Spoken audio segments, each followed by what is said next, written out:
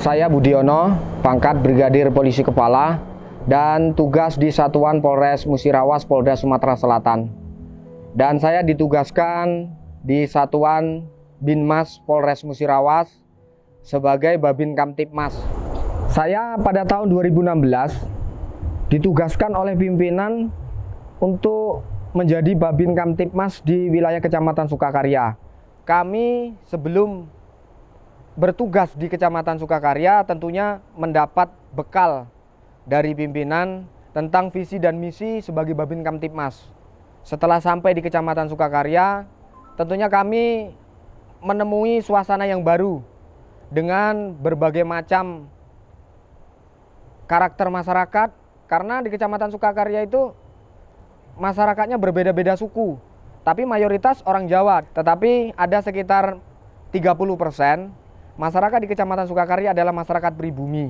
Kegiatan yang bersifat menjadi penyakit masyarakat, yaitu kegiatan perjudian, narkoba, dan kenakalan-kenakalan remaja. Dan kami juga melakukan terobosan-terobosan atau ide-ide baru untuk menangani hal tersebut. Di antaranya kami mendatangi dari rumah ke rumah, mendatangi mereka yang kami kenal sebagai salah satu promotor atau penggerak perjudian atau orang-orang yang sudah menjadi pelaku pemakai narkoba, untuk memberikan penjelasan dengan pendekatan-pendekatan secara kekeluargaan. Kami dari pihak kepolisian sebenarnya sudah melaksanakan tindakan hukum kepada masyarakat yang melakukan pelanggaran hukum seperti perjudian dan narkoba. Tetapi masih ada di antara orang-orang yang tidak mendapatkan efek jera dari tindakan itu. Keluarga ini adalah keluarga saudara Husnaini dan dia tinggal bersama kakaknya dan ibunya yang sudah tua. Saudara Husnaini ini pada dahulu adalah keluarga terpandang. Saudara Husnaini punya tambang minyak ilegal di daerah Jambi. Dan saudara Husnaini dan kakaknya ini adalah salah satu pelaku judi dan juga pecandu narkoba. Dan bahkan mereka ini sempat jadi pengedar narkoba di wilayah Kecamatan Sukakarya. Dan pada laun waktu, Polda Jambi menutup usaha minyak saudara Husnaini ini. Sehingga saudara Husnaini kembali ke Kecamatan Sukakarya.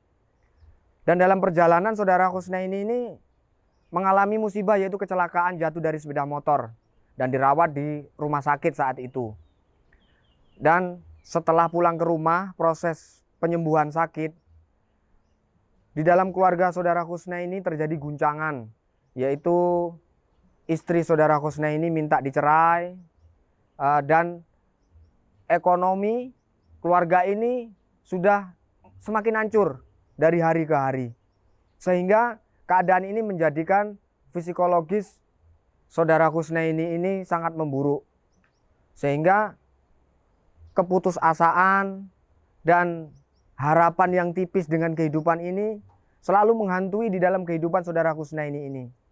Bahkan di hari-harinya nasihat-nasihat ibunya yang sudah tua ini diabaikan. Ibunya ini suruh saudara Husnaini ini tobat, tetapi diabaikan. Dan bahkan Al-Quran yang biasa dibaca oleh ibunya pun sempat dibuang. Karena emosional saudara Husnaini ditambah keputusasaan dalam hidupnya dan ketidakpercayaan lagi dengan adanya Tuhan atau kepercayaan lagi dengan agama. Dia bahkan pernah berkata bahwa tidak ada gunanya agama. Karena besarnya masalah yang dianggap oleh saudara Husnaini yang melanda hidupnya menjadikan saudara Husnaini ini tidak ada yang diharapkan lagi di dunia ini. Oh, kalau zaman dulu dia paling ngerok di sini. Nakal, tukang mabuk, narkoba, judi. Sangat terganggu kok, resah. Kalau dia kali lagi mabuk, dia galak ngamuk kadang-kadang. Kedua orang itu, Pak, memang sangat mempengaruhi. Apalagi di lingkungan dengan anak-anak muda, Pak. Dia dulu kan, boleh katakan, pertama dia sering mengadakan suatu perjudian. Nah, di samping itu Pak, dia termasuk ya pengedar narkoba. senang dengan perjudian, Oh, gitu. bahkan mungkin indikasinya sudah mengarah ke narkoba dan sebagainya, Pak. Seperti itu. Selama di situ, Pak, jadi apa dampak desa, Pak, akibat perbuatan mereka ini? Pada dasarnya dampak itu yang jelas dampak keamanan di lingkungan, Pak. Di lingkungan. Seperti kita ketahui kalau yang sudah namanya perjudian dan narkoba dan sebagainya itu tentunya dampak berikutnya nanti tetap akan ada. Karena biasanya kalau orang yang senang dengan judi dan narkoba itu secara ekonomi kemungkinan ya tambal sulam, ada kemungkinan nanti indikasinya lebih ke pencurian dan sebagainya, Pak. Gaweannya berjudi, keluar malam, mabuk. Itulah kalau dia udah balik yo 2 hari, 3 hari sampai seminggu. Jadi nenek di rumah sama cucung sama bininya di rumah nih. Yo kemana lah anak aku itu ya. Sampai udah balik-balik. Apolah ninggal, apolah dibunuh, wow. Ya udah balik-balik. Itulah kesedihan aku. Sebelum dia berubah. Woi, bukan main, ini penyakitan jantung terus. Ini bukan nangis dibuat-buat, memang sedih cerita yang dulu.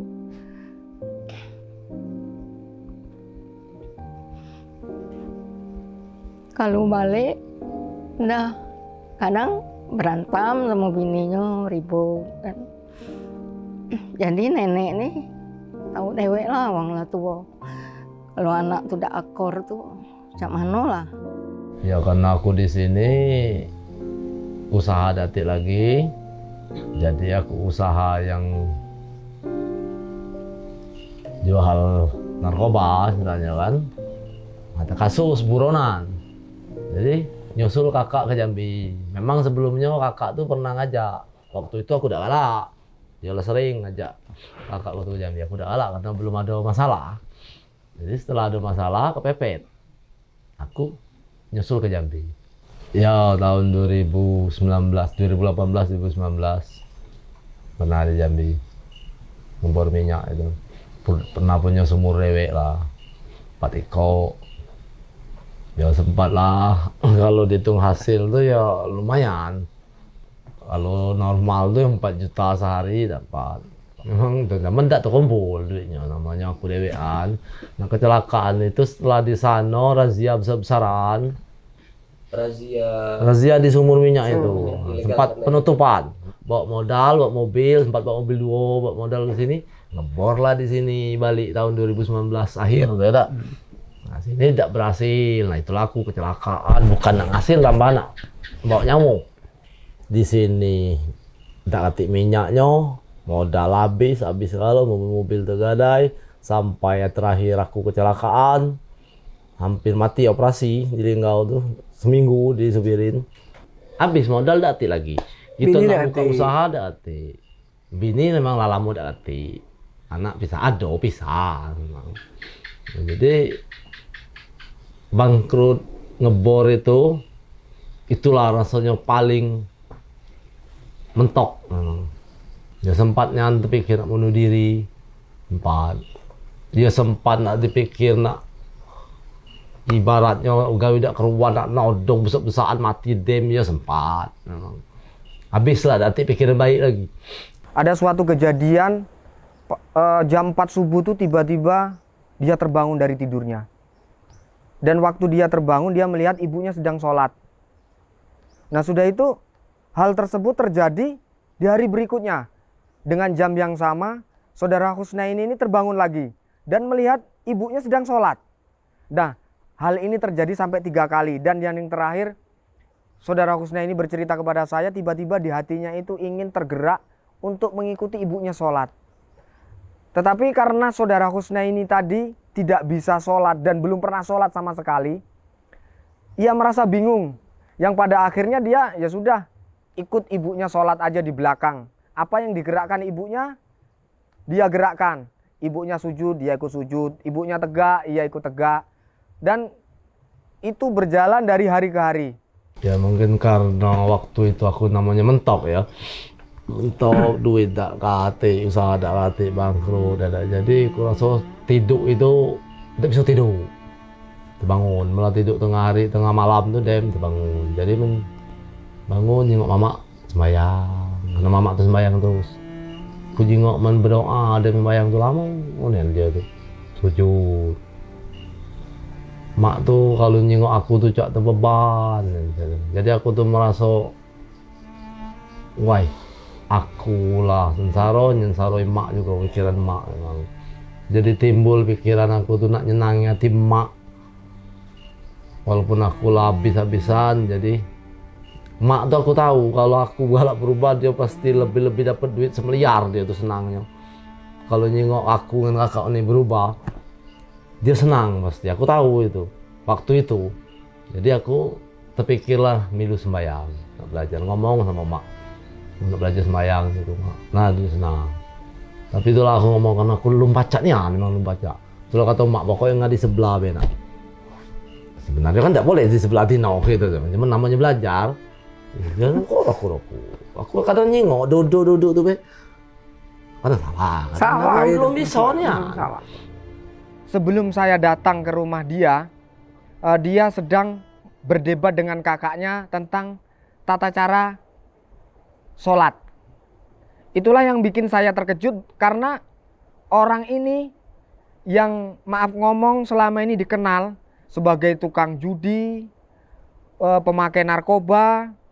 Nah tiba-tiba ingin belajar sholat. Nah pada suatu saat bertemunya saudara Husnaini dengan saya, yang bermula dari saya saat melewati depan rumahnya dan dipanggil, maka mereka menjelaskan sesuatu, yaitu tentang ingin belajar sholat. Dia ini keluar kamar. Aku dem, dia manggil aku. Jadi nggak tuh belajar sembahyang, kata dia nih. Ya cacak. Memang bisa, cuman belum paham. Ya kan ada ngomong, nggak tuh sembahyang nih. Acak aku ngajo gimana sembahyang nih, kata dia. Emang dia tahu kalau caranya, cuman bacoannya tuh dia nih. Aku tuh belum pasnya, akhir tuh belum apa aku tuh. Kakinya tuh salah aja tuh, kata dia. Tapi dia nih entah iya entah tidak pikiran dia kurang yakin deh weh. Ngajar aku, cuman nginjek semangat dia tuh. Memang dia yang pertama itulah pagi itu bertengkar lah itulah mulai itu dia nak ngajari aku kata dia mengendaknya aku ngajari. Aku ngomong ya aku lah banyak tanya karena mau nak belajar baca nikah apa-apa. Nah Pak Budi ini lewat dari Puskesmas. Kami duduk depan, Kak Eri duduk aku depan. tugas itu. Ngapu biasanya dia ini tidak kalah mampir. Ya mungkin di hari itulah disuruh kita tuh dinjuk ketemu. Hidayah. Dia terpikir nak mandak biasanya dia udah galak lewat sini lewat sana tengah situ udah galak lewat rumah ini kan benci. Nah ngapa pagi itu pas kami belajar agama dia lewat sini mampir dipanggil hunian mandak. Nah langsung kami ngomong nailah kami nak berubah nian cuman kami gak tolong. Nah dia mulai itulah dia juga kurasa bukan apa senangnya. Dia merasa senang juga kami dengar kami galak tuh. Ya masalah sembahyang, ya masalah ngambil uduk, bertengkar kami. Kata dia ini dulu. Malah aku memang tidak tahu. Masalah ambil uduk, dia memang pernah, cuman kurasa lupa. Jadi kurang jelasan. Kita tanyain Budi, tidak percaya sama jelas. Nah, cek itu lah. Ini cek itu. Saya selaku Babin Kamtipmas dan punya kewajiban untuk membina dan mendampingi mereka. Pertama kali saya menyarankan kepada mereka untuk belajar di ustadz yang terdekat dari rumahnya. Dan kebetulan depan rumah saudara Husnaini ini ada pondok pesantren Al-Mujahidin. Nah, tetapi saudara Husnaini ini berkata kepada saya bahwa dia malu dan minder karena takut tidak dipercaya. Ada sekitar 5 malam lah kami ajari di pospol. Tetapi berhubung pospol itu kan kantor, kadang ada orang bertamu, tentunya mengganggu konsentrasi belajar mereka dan mereka juga malu kalau ada tamu karena dia merasa bahwa orang aneh melihat kakak beradik ini belajar sholat. Dan pada akhirnya saya mengajak kakak beradik ini belajar di masjid-masjid yang jauh.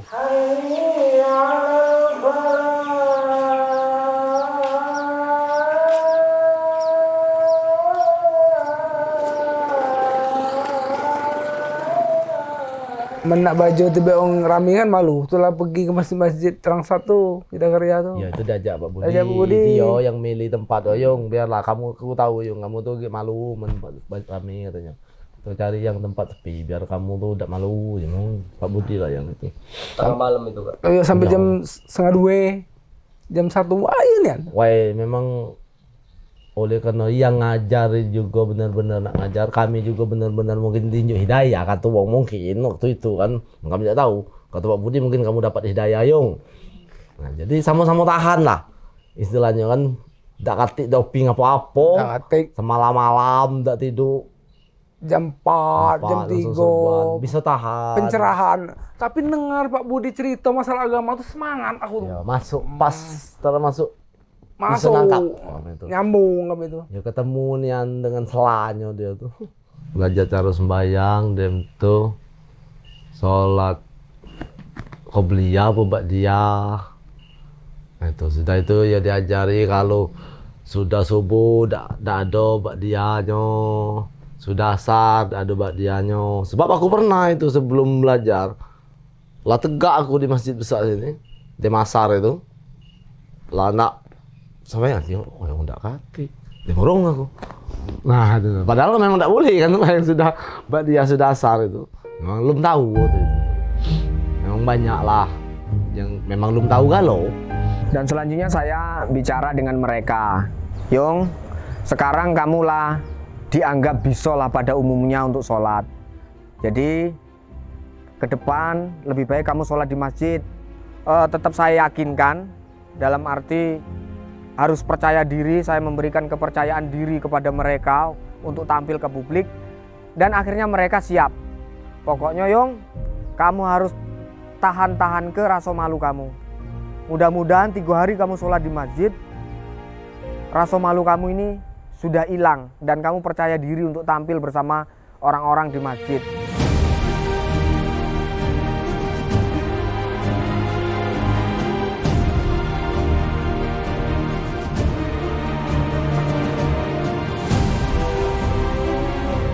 Dan ibunya di rumah ini sudah merasakan kebahagiaan yang luar biasa menanti anaknya pulang dari masjid. Karena ibunya ini baru hari itulah melihat 2 anaknya ini berangkat ke masjid seumur hidup ibunya.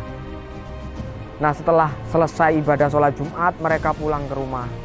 Dan ibunya itu Mas menyambut di depan pintu dan berkata sama mereka, "Her, Hus, bilik nga besen, bilik nga soge, bilik nga preman, tapi aku lu merasa bahagia." Nah hari kak ku merasa bahagia nian, asek-asek nga berdua kak ngenjuk sen 100 juta. Aku nih pernah ngomong berdoa yo, aku minta anakku Hus dengan Herni sebulan tuh 4 minggu itu sekali baik dia pergi ke Jumatan ke masjid. Alangkah senang hati aku kalau jengok dia pergi itu. Aku kan gak sering ngomong, nak, alhamdulillah ngalah berubah gale balik di sholat Jumat. Aku ndak penting dinjuk ngesen, yang penting aku nyingok nggak berubah, nggak sholat berjamaah ke masjid. Rasanya dinjuk duit sen 100 juta, bahagia ya aku Mika. Kalau balik Jumat tuh. Nah setelah itu terjadi perubahan yang luar biasa lah di dalam keluarga itu. Bahkan lingkungan mereka pun sempat ikut senang. Ada beberapa tokoh di masyarakat situ, ada tetangganya itu namanya Pak Haji Yanto, yang selama ini kalau Pak Haji Yanto kalau cerita dengan saya belum pernah meminjakkan kaki di rumah keluarga ini.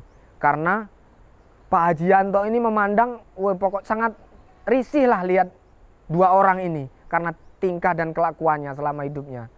Tetapi dengan bertaubat, Pak Haji Yanto ini selalu mendatangi, memberi semangat terus.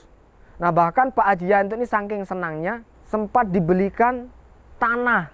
Karena 2 orang ini pada akhir-akhir ini memang sudah habis hartanya.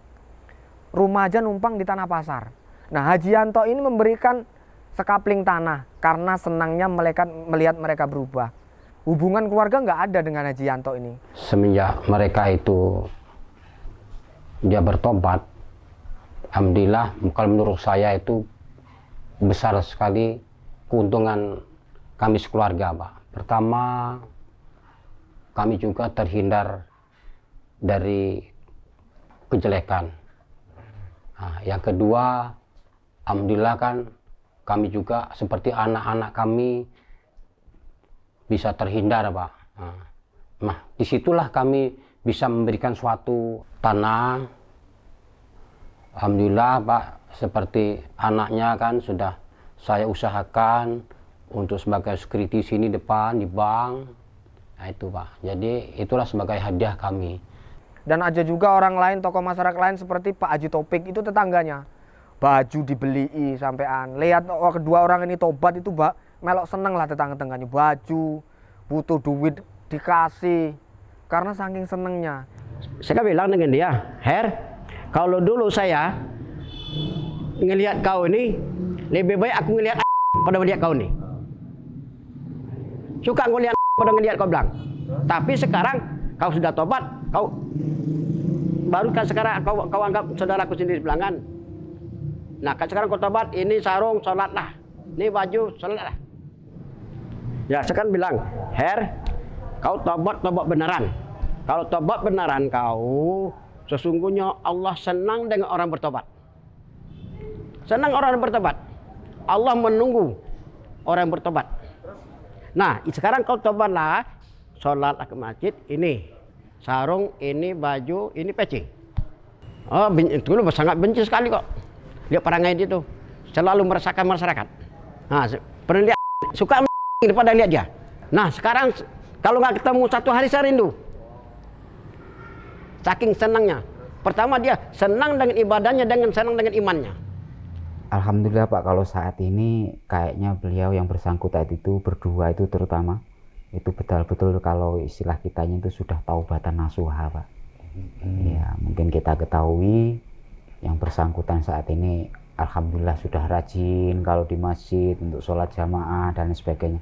Bahkan dengan tanpa rasa malu sama sekali, ya walaupun sudah umur yang uzur seperti itu, yang bersangkutan ini saat ini masih mau mengaji, Pak. Pernah, Mas, terjadi suatu malam, tiba-tiba datang nih kakaknya saudara Heri. Datang nemui saya di kantor dan berkata kepada saya, Bud, katanya kan, penghasilan aku jadi PK di Pertamina itu cuma 1,5 juta. Sedangkan per bulan aku harus mengeluarkan paling tidak 2,5 juta untuk biaya hidup dan bayar utang. Apa cukup duit 1,5 juta ini nutupi kebutuhan yang 2,5 juta? Nah, kaget aku mikiri ekonomi carut marut, kaget terganggu lagi sembayang aku cak mano, Bud. Nah, saat itu saya sebagai manusia biasa, Mas, tentunya bingung juga. Dalam arti hitungan matematika saja nggak tembus. Kalau penghasilan 1,5 juta harus menyukupi kebutuhan 2,5 juta. Jadi kembali lagi ke modal iman dan keyakinan. Jadi saya menasihati mereka, Yung, sekarang kamulah bertobat. Saya yakin orang yang bertobat pasti Allah tuh ngasih keistimewaan. Di antaranya kalau saya pernah belajar ngaji dulu, salah satu hadiah orang bertobat itu mendatangkan rezeki yang arahnya tidak disangka-sangka. Jadi ceritanya saya ini, aku tuh kan dulu ngeredit tanah. Ngeredit tanah tuh 1 juta sebulan tuh.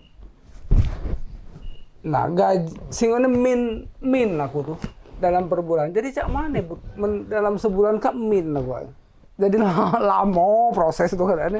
Sabar, tapi masih sabar, akhirnya dapatnya. Ya dicukupi, itulah dipilih jadi kadus.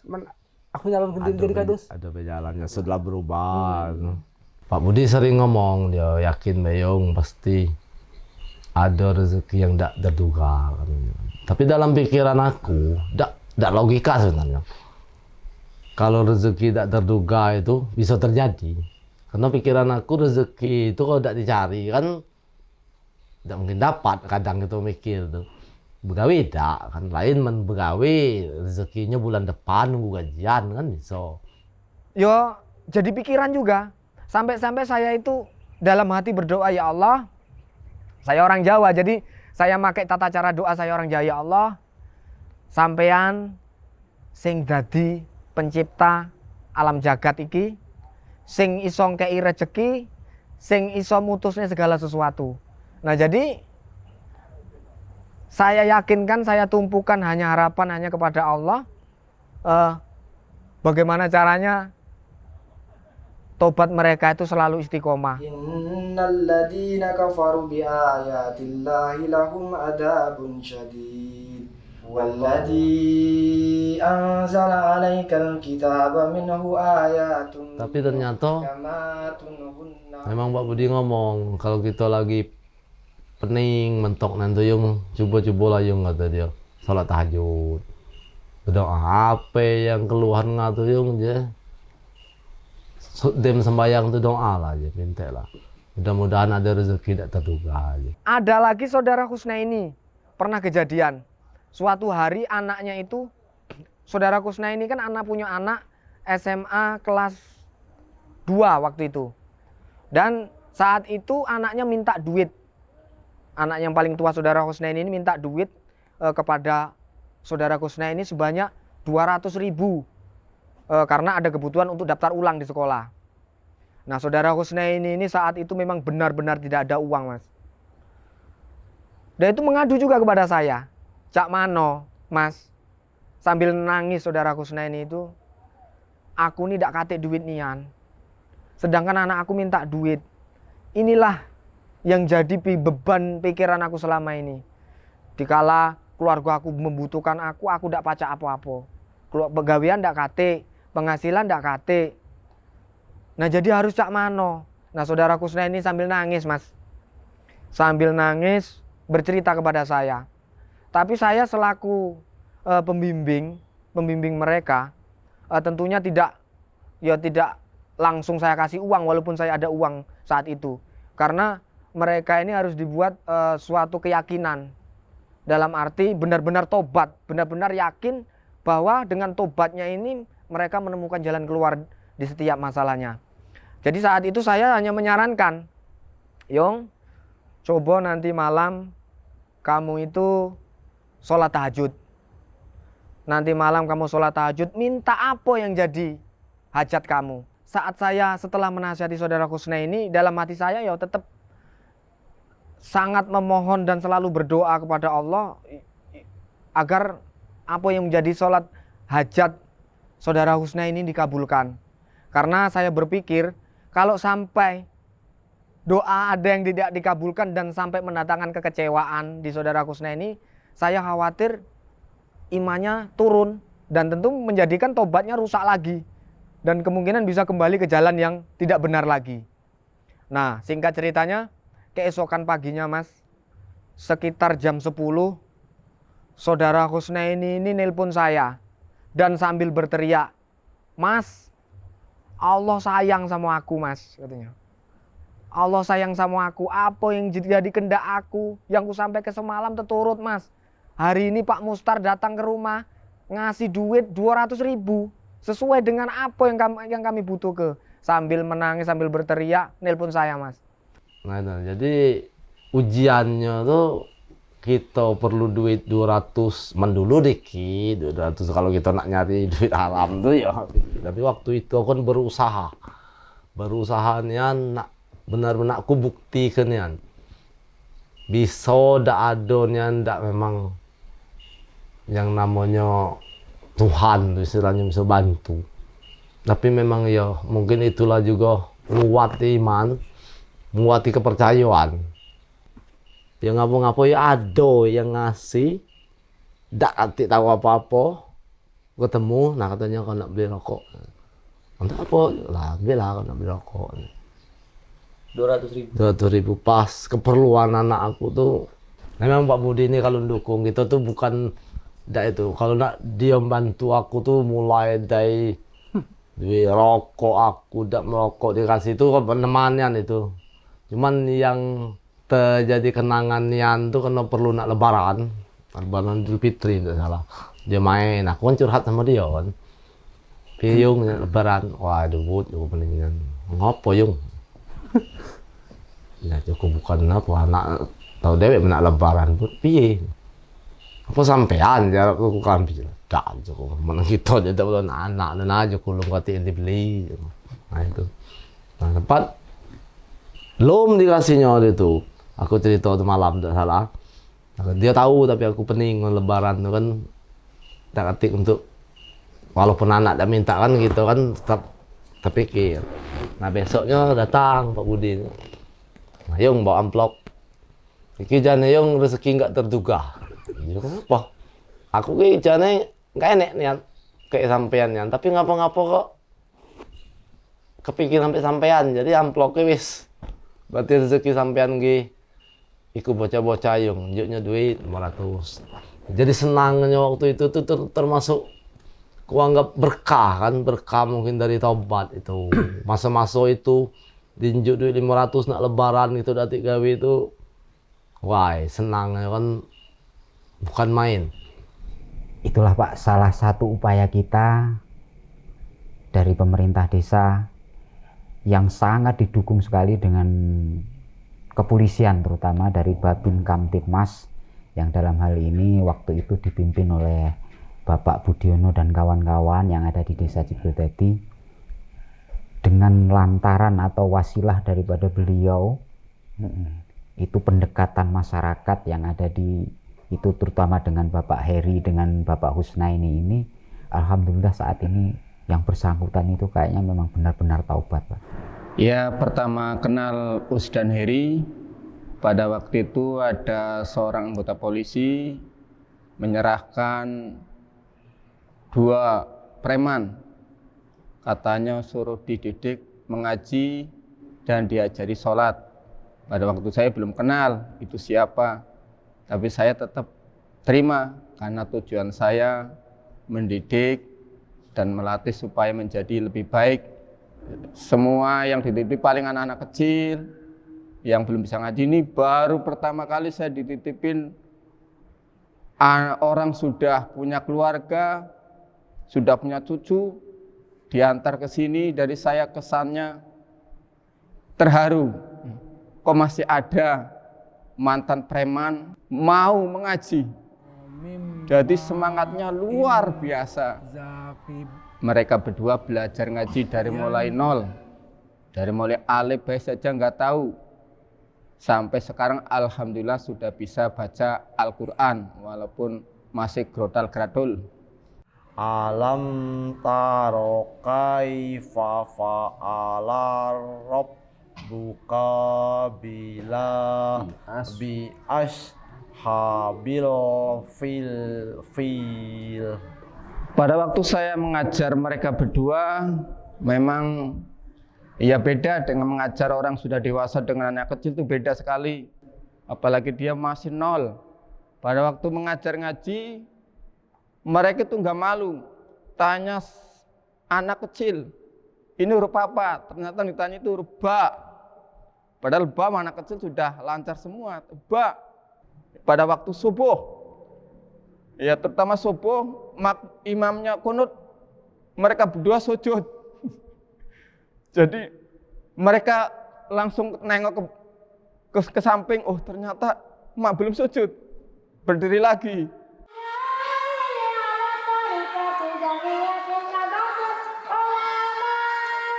Jadi saya terharu pada kegiatan polisi di Sukakarya sampai mereka mau mengantarkan. Jarang-jarang loh polisi mengantarkan preman kepada ustadz. Biasanya mengantarkannya ke penjara. Ini ke ustadz. Soalnya dia tujuannya supaya akhlaknya menjadi baik. Ya, karena yang paling penting itu akhlaknya. Innahu laqaulul fasl. Innahu laqaulul fasl. Kenapa tidak dilakukan tindakan hukum saja, Pak, seperti itu? Sebenarnya kalau menurut kami, Pak, terutama kita yang ada di pedesaan ini, untuk penegakan hukum yang secara langsung itu kayaknya malah kurang efektif, Pak. Karena begini, kalau bisa kita perbaiki ya sebaiknya kita perbaiki terlebih dahulu dengan pendekatan-pendekatan.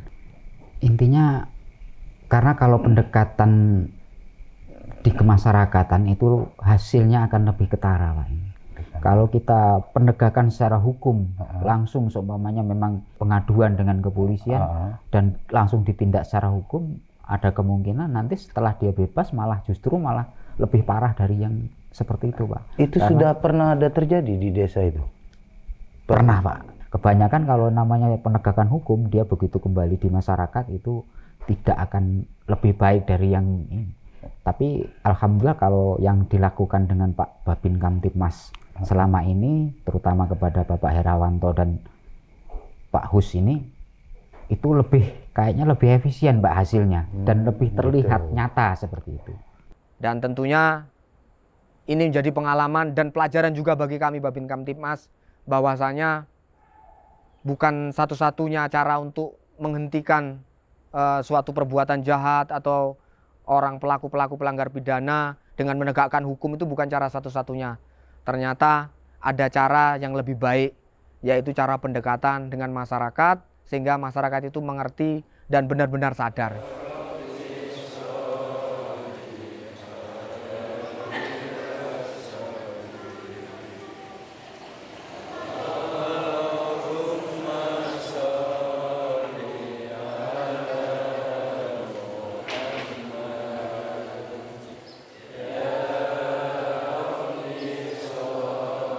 Akhirnya sudah hampir 2 tahun ini, Mas, alhamdulillah mereka tuh istiqomah. Bahkan sholat 5 waktu aja kalau nggak di masjid nggak puas katanya. Aku senangnya nengok anakku dengan Husni lah berubah, ndak berjudi lagi, ndak gawe ndak keruan lagi. Senang nian, bersyukur nian aku dengan yang kuasa. Wah, lah bersyukur, ndak usah sholat Jumat tuh, sholat yang biasa baik 5 waktu ini lah berjalan ke masjid, 2 beradik ini. Jadi senang nih anakku. Rasanya penyakit-penyakit tuh hilang, berubah habis kesenang. Di masjid itu orang ada, saya ada. Orang tidak ada, saya tetap ada. Nah, itu spontan dia sekarang. Iya. Saya pun salut dengan dia sekarang tuh. Pokoknya terus yasinan, tempat dan kematian, pokoknya dia aktif sekarang. Dia ya sering pertama itu mengikuti jamaah yasin, tahlil, dan tidak pernah, Pak, itu ke masjid itu sampai ketinggalan itu. Bahkan ke masjid itu dia sering sekarang sebelum orang datang dia sudah ke masjid duluan. Pesan saya, marilah semua anggota Polri kita rangkul masyarakat supaya masyarakat lebih percaya, ya. Lebih unek-uneknya bisa dikeluarkan.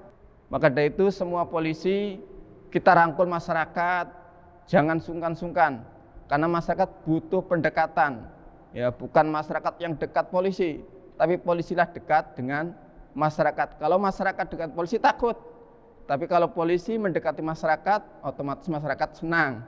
Kami banyak mengucapkan terima kasih yang sedalam-dalamnya kepada beliau, Bapak Kapolres, yang telah berkenan menugaskan salah satu anggotanya dan beberapa anggotanya di desa kami Ciptodadi, sehingga keberadaan beliau, terutama Babin Kamtibmas di desa kami, desa Ciptodadi ini, bisa merubah tatanan yang selama ini masyarakat setiap ada apa-apa, maling ayam pun kadang-kadang penegakannya hukum, Pak. Tapi saya kira itu kurang efisien, apalagi kalau sudah terkendala dengan kemasyarakatan, terutama biasanya itu penyakitnya kan anak-anak. Tapi kalau kita pendekatannya dengan secara kemasyarakatan itu hasilnya alhamdulillah sangat baik. Dan saya berterima kasih kepada seluruh anggota kepolisian yang telah bertugas di desa Ciptodadi yang bisa membuat kami merasa nyaman, Pak. Aman sampai sekarang ini ya, Pak, ya, tentunya ya. Saya kira menjadi tanggung jawab kita bersama tentang permasalahan-permasalahan ini. Mungkin bukan sekedar tanggung jawab polisi saja, tetapi salah satu tokoh-tokoh masyarakat di lingkungan yang dimana di tempat lingkungan itu ada orang-orang yang butuh perhatian, butuh bimbingan. Karena kadang setiap orang itu mereka sudah punya ilmu, mereka sudah tahu mana yang benar, mana yang salah. Tapi karena faktor ekonomi, mungkin faktor kepedulian satu sama lain yang menjadikan mereka terarah ke jalan yang tidak benar. Kadang kami juga dengan serombongan, satu rekanan saya, Babin Kamtibmas ini, yuk kadang meluangkan beberapa rezeki yang mau nggak mau. Kalau orang maaf ngomong itu melakukan kejahatan karena ekonomi, paling tidak yuk kita harus bersedia meluangkan atau menyisihkan ekonomi ini kita untuk membantu mereka. Kami berharap dengan kehadiran kami Babin Kamtibmas ini di desa, tentunya harapan kami agar masyarakat dapat menerima kami dan membantu kami dalam menjalankan misi Polri ini. Karena tentunya hasil dari perbuatan kami atau hasil dari pelaksanaan tugas kami itu sebenarnya kembali ke masyarakat. Kalau seandainya polisi berhasil, tentunya yang mendapatkan atau menikmati atau mengonsumsi hasil itu ya masyarakat sendiri. Seperti kalau saudara Husnaini dan keluarganya tadi istilahnya tuh tidak nakal lagi, tidak membawa potensi pengaruh keburukan di lingkungannya. Tentunya bukan secara umum bukan keluarga kami mendapatkan keuntungan, tetapi keluarga orang yang berada di lingkungannya. Paling tidak berkurang atau hilanglah potensi-potensi pengaruh buruk. Itu harapan kami. Nah jadi kami berharap kerjasama seluruh unsur pemerintahan maupun tokoh agama kita bergandeng tangan. Bagaimana cara kita membina masyarakat kita? Tentunya masyarakat yang butuh pembinaan dan butuh bantuan-bantuan secara moral, material, dan sebagainya. Mudah-mudahan kalau kita bekerja sama, bergandeng tangan, nah tentunya angsur-berangsur masalah-masalah yang terjadi di masyarakat kita akan terselesaikan. Nah, pesanku untuk kawan-kawan apa dulu-dulu aku ada yang lain. Kalau kita niat nak berubah di hati, apa baik kita sebesar apa, judi kita narkoba nyabu, mun kita niat nak berubah pasti baca berubah. Asa kita niat nak berubah. Contohnya ku baik pacak berubah, man niat nak berubah. Man kamu ngomong tak baca berubah itu salah, belum niat baik. Kalau nak berubah pasti pacak berubah, man niat berubah. Nah karena kita mikir apa, man kita tak berubah. Contoh laku rusak habis, kamu tahu dewek kan. Jadi mendak berubah pasti akhirnya rusak, ajur. Mendak terbuang mati. Pisah dengan anak sama. Itulah contohku. Jadi mensaranku dan berubah, tobat gitu. Karena setiap perbuatan baik kita pasti hasilnya baik boleh. Nah, kita pacak tobat itu ujungnya pasti kita pada dinjuk jalan untuk pada kita ke depannya. Mak, aku minta maaf nian mak, aku banyak nyusah nggak selama kak. Aku neman buat nggak sedih, gawe gue udah keluar mak. Aku tahu umak pasti sedih nian, banyak aku gak keluar. Ini kak gue janji, aku lah berubah mak, aku udah ngulang lagi. Aku nak nyenang ke hati umak sampai umak mati. Aku udah berubah lagi mak. Aku janji tak berubah lagi mak. Aku mesti nak jadi orang baik. Ya mak. Aku maaf ke segala kesalahan yang dibuat muat umak, nyusah umak, aku lah dimaafkan. Ya.